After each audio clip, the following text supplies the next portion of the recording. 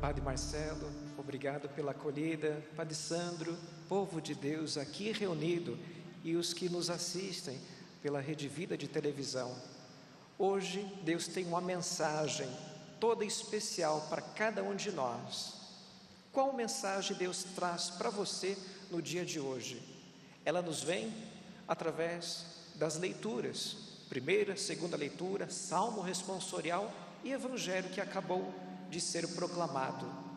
As leituras nos levam a refletir sobre as graves consequências que acontecem quando rejeitamos Deus em nossa vida, e fala também da importância de acolhermos os mensageiros que Ele nos envia para indicar o caminho do bem, o caminho da verdade e o caminho da justiça, ou seja, o caminho que nos leva a Deus.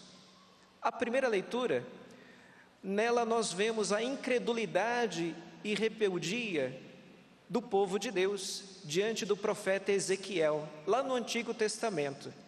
Deus chega a chamá-los de nação de rebeldes que se afastaram de mim.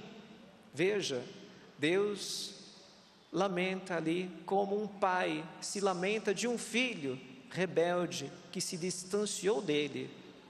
Era um povo que tinha a predileção de Deus e havia experimentado o amor de Deus através de muitos prodígios, e era um povo que tinha sido muito abençoado, mas infelizmente se tornou um povo de cabeça dura e de coração de pedra, um bando de rebeldes, como diz a leitura.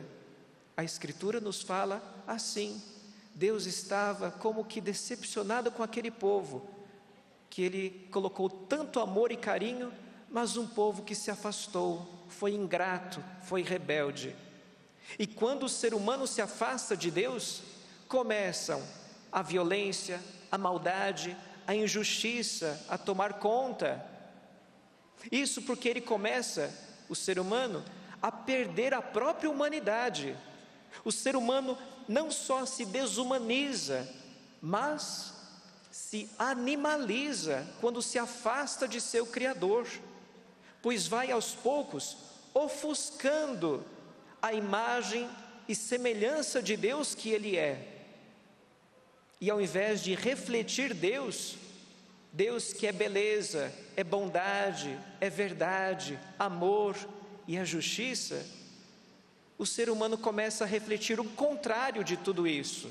Começa o processo de mundanização, como tanto tem dito o Papa Francisco. A mundaneidade tem invadido o coração e a alma humanas. O mundo sem Deus fica muito feio, perde a beleza de ser imagem e semelhança de seu Criador. O ser humano, quando se afasta de Deus, não só se desumaniza, mas se animaliza. O grande problema é que quando nos acostumamos a estar longe de Deus e nos acostumamos com o mundo, o nosso coração começa a ficar refratário a tudo que vem de Deus, e começamos a rejeitar inclusive aqueles que Ele nos envia. Foi o que aconteceu com Jesus no Evangelho de hoje. E Ele não era apenas um profeta que Deus havia enviado, era o seu próprio Filho, que veio ao que era seu, e os seus não o receberam, como diz João Evangelista. O Evangelho nos conta que em Nazaré, sua pátria, a terra onde ele tinha nascido e onde viveu desde a infância, justamente lá, ele encontra grande rejeição. Após um primeiro momento de espanto diante de sua sabedoria e seus milagres, os incrédulos chegam a ser invadidos por um certo orgulho, um orgulho egoísta e mesquinho, que os impede de admitir que um como eles, que cresceu entre eles, pudesse ser profeta, e além disso, o Messias, Salvador, o Filho de Deus. Eles não queriam admitir isso, o coração deles estava fechado. Lembre-se do que foi dito na primeira leitura: nação de rebeldes, de cabeça dura e coração de pedra. Aqui vemos isso. entre os próprios conterrâneos de Cristo, lá em Nazaré. É possível que a modéstia, a humildade de Jesus os tenha chocado e sido a pedra de escândalo em que esbarraram, fazendo com que eles se fechassem à fé. Infelizmente, muitas vezes preferimos aquilo que é espetacular e grandioso aos nossos olhos.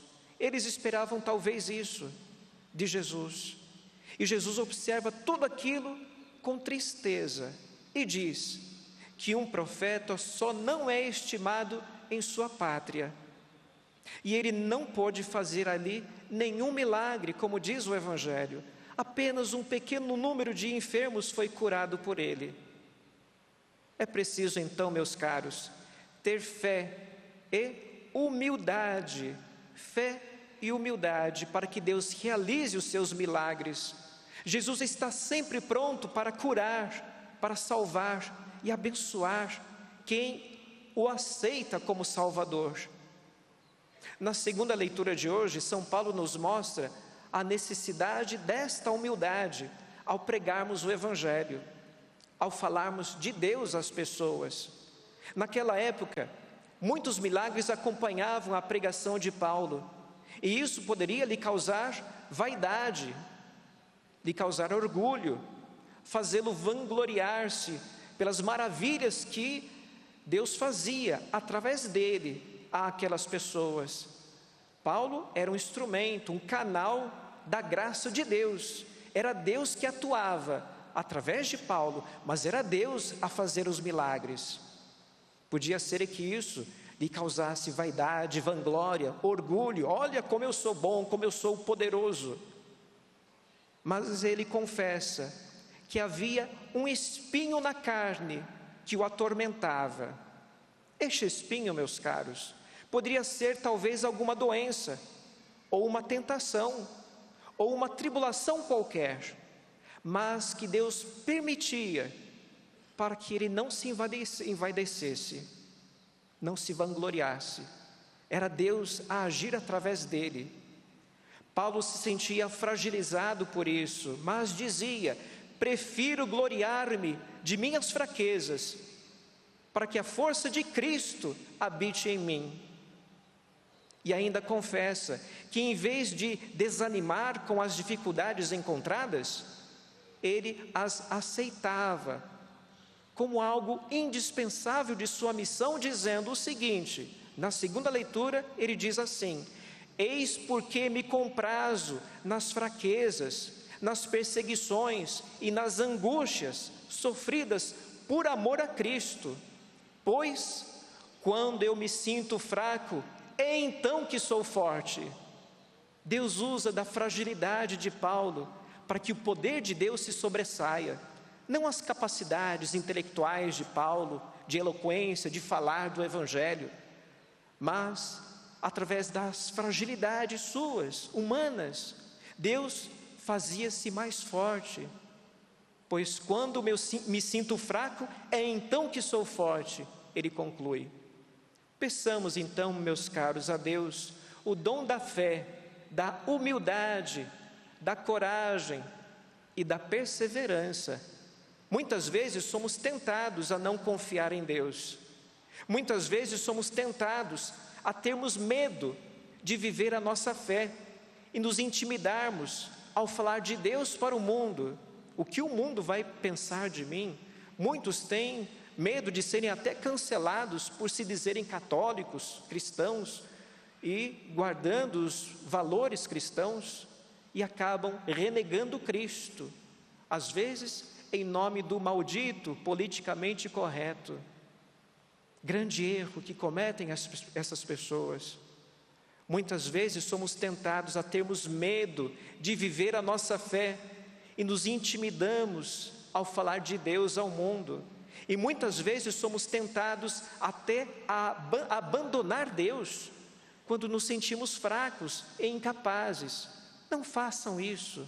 Concluam como São Paulo: é na minha fragilidade que o poder de Deus é ressaltado, é exaltado. Não se deixe vencer por essas tentações. Fé, humildade, coragem e perseverança, portanto. Repito, para encerrar nossa reflexão: fé, humildade, coragem e perseverança. Amém? Louvado seja nosso Senhor Jesus Cristo. Para sempre seja louvado.